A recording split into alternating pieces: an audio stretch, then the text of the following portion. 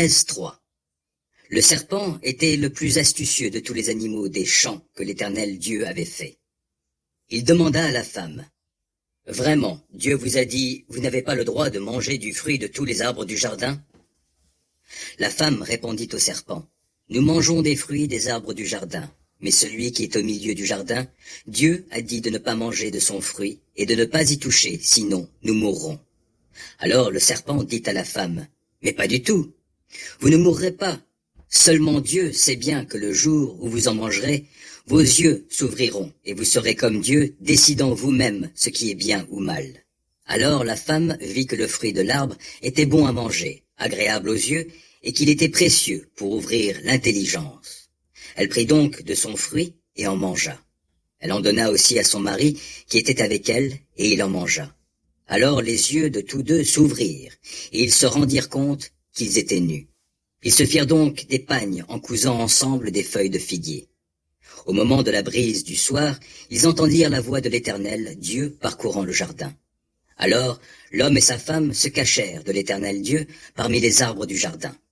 Mais l'Éternel Dieu appela l'homme et lui demanda, « Où es-tu » Celui-ci répondit, « J'ai entendu ta voix dans le jardin et j'ai eu peur, car je suis nu. Alors je me suis caché. » Dieu dit, « Qui t'a appris que tu es nu ?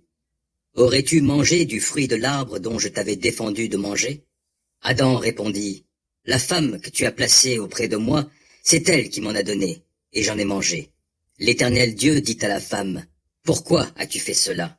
« C'est le serpent qui m'a trompé, répondit la femme, et j'en ai mangé. » Alors l'Éternel Dieu dit au serpent, « Puisque toi tu as fait cela, tu es maudit parmi tout le bétail et tous les animaux sauvages.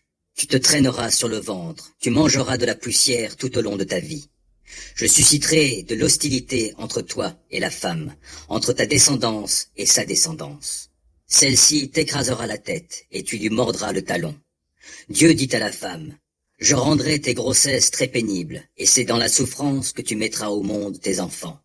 Tes attentes seront tournées vers ton mari, mais lui, il te dominera. » Il dit à Adam, « Puisque tu as écouté ta femme et que tu as mangé du fruit de l'arbre dont je t'avais défendu de manger, le sol est maudit à cause de toi. C'est avec peine que tu en tireras ta nourriture tout au long de ta vie. Il te produira des épines et des chardons, et tu mangeras des produits du sol. Tu en tireras ton pain à la sueur de ton front, jusqu'à ce que tu retournes à la terre, puisque tu as été tiré de celle-ci. Car toi, tu es poussière, et tu retourneras à la poussière. » L'homme nomma sa femme Ève, vie. Elle est devenue en effet la mère de toute vie humaine. L'Éternel Dieu fit à Adam et à sa femme des vêtements de peau pour les habiller.